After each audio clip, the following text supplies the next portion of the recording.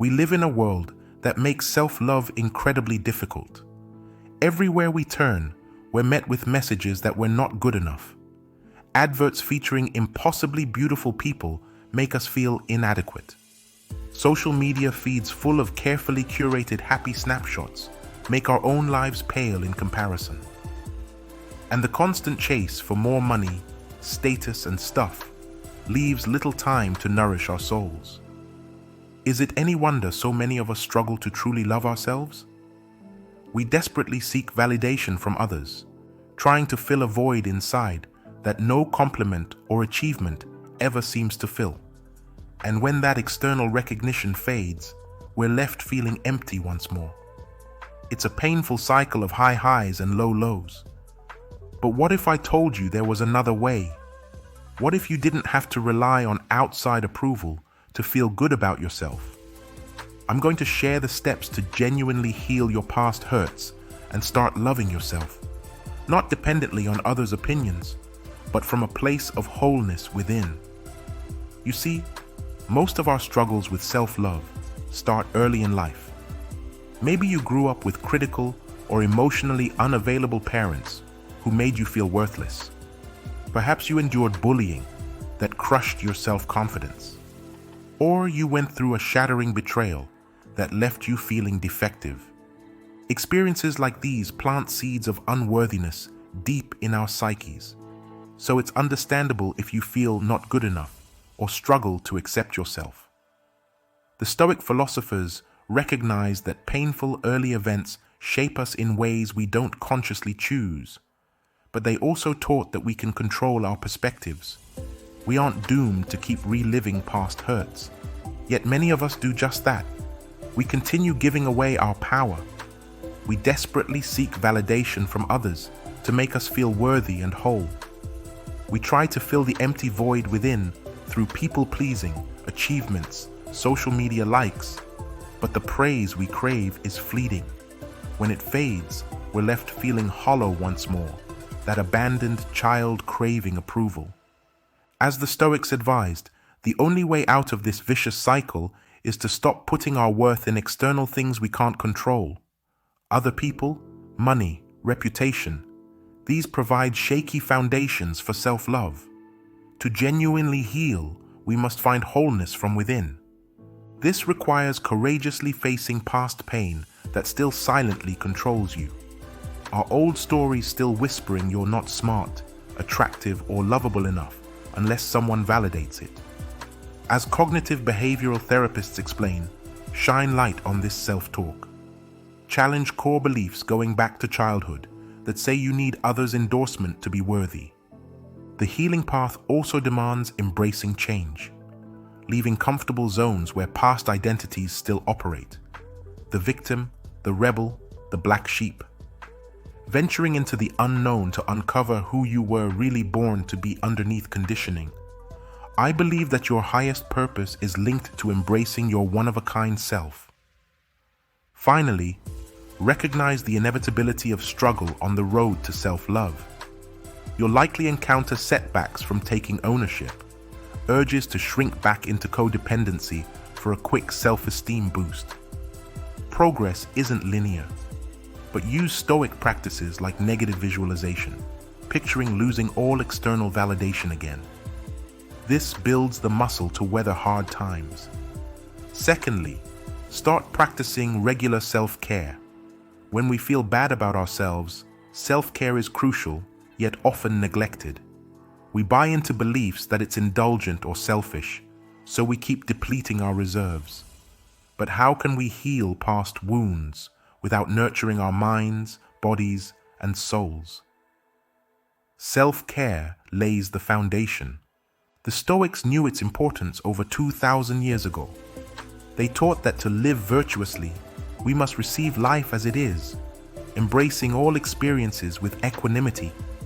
This starts with attending to basic human needs, so we're resourced for challenges ahead. Musonius Rufus, a famous Stoic teacher, trained students in practices like cold baths and manual labor. He understood that self-care builds inner fortitude. Modern research confirms this truth. Self-care physically alters neural pathways related to self-worth and confidence. It also releases feel-good hormones and chemicals that improve mood and resilience when faced with life's curves. So what constitutes self-care? We often limit it to face masks and bubble baths, like it's something only women do. But regularly carving out time for simple yet profound acts of self-nourishment is key. Explore hobbies that light you up. Journal anxieties and breakthroughs. Identify your unique emotional needs. What connections, activities, and environments fill your cup? Make these a priority. Also examine what depletes you. Social media feeds full of impossibly perfect lives make many feel inadequate. Be mindful of input from people or media saturating you with negativity. Limit and cleanse as needed. When we consistently nurture ourselves, miraculous things happen. We reprogram those deep-seated beliefs, saying we're not deserving, especially as men. Thirdly, start making constructive choices. Becoming your own best friend requires making daily choices that construct rather than destruct. Modern psychology agrees with the Stoics that our thoughts and actions shape neural pathways, creating helpful or harmful habits. What we repeatedly think and do literally rewires our brain's circuitry over time. So we must get intentional about moment-to-moment decisions that either contribute to self-growth or keep us stuck. Do your choices align with someone who cherishes themselves, or harbor an inner critic eroding your foundation? For instance, many of us tend to fixate on failures rather than successes, like not getting a job we wanted. The Stoics cautioned against negative self-talk that assumes the worst or beats ourselves up. They said it helps remember that what happens is neutral. Only our view of it causes pain. Try reflecting on the opportunity this rejection offers versus just feeling crushed. We also often isolate during hard times, then wonder why we feel lonely and devoid of meaning. But as philosophers advise, loving yourself requires courageously facing past pain in community with others. If you numb out via television for hours, you deny issues needing care. Making constructive changes demands consistency even when we don't feel like it.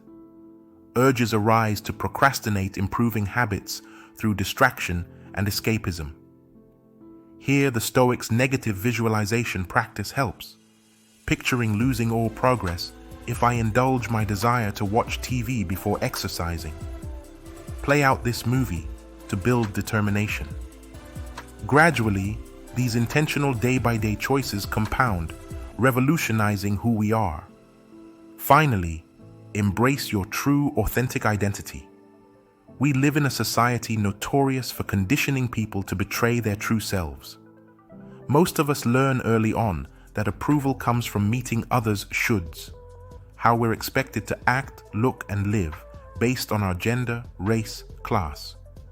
We implicitly absorb these pressures to conform, hide quirks, be normal. Squashing our uniqueness may have helped us belong as kids desperate for connection. But continuing to armor up makes fulfilling adult relationships and purpose improbable. We feel constantly exhausted from pretending, hypervigilant, that our real self will be rejected if exposed. Busting free starts with noticing all the ways you minimize yourself to be accepted. Do you agree to things that violate your values just to avoid conflict? Stop dancing to please others' tune. What brings you joy, sadness, anger? Pay attention to distinctive passions, gifts, and needs. Your essence has been waiting years, maybe decades, to emerge. Welcome it now.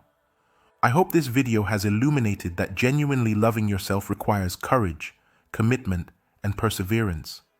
But when you answer the call to live from your highest self, you'll be astonished at how your reality shapeshifts. The world needs the unique gift of who you are. So dare to heal your past, embrace change, live authentically, and may you come home to the beauty of your one precious life.